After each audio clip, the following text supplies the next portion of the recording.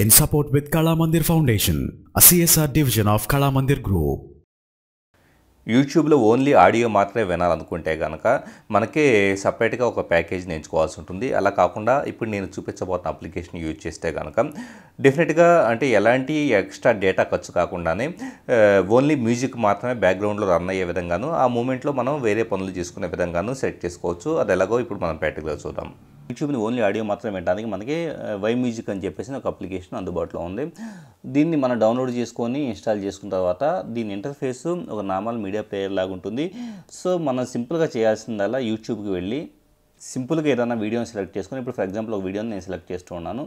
Once select చేశాక కింద share అనే బటన్ ఉంది కదా, షేర్ అనే బటన్ సెలెక్ట్ చేసుకోండి. టు డౌన్లోడ్ అని చెప్పేసి ఉంది చూడండి. సో వీడియోని డౌన్లోడ్ చేసుకుంటే టు డౌన్లోడ్ అనే దాన్ని సెలెక్ట్ చేసుకోవాలి.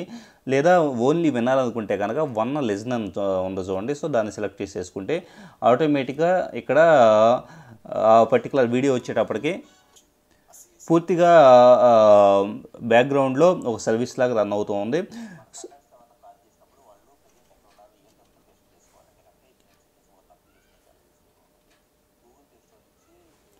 సో మనం ఏ అప్లికేషన్లో ఉన్నా కూడా మనకి ఆ పర్టికులర్ వీడియో అనేది ఓన్లీ ఆడియో వరకు మాత్రమే బ్యాక్గ్రౌండ్లో ప్లే అవుతూ ఉంటుంది. కావాలంటే కనుక మనం పాజ్ చేసుకోవచ్చు లేదా స్టాప్ చేసేసుకోవచ్చు.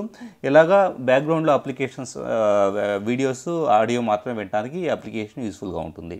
In support with Kala Mandir Foundation, a CSR division of Kala Mandir Group.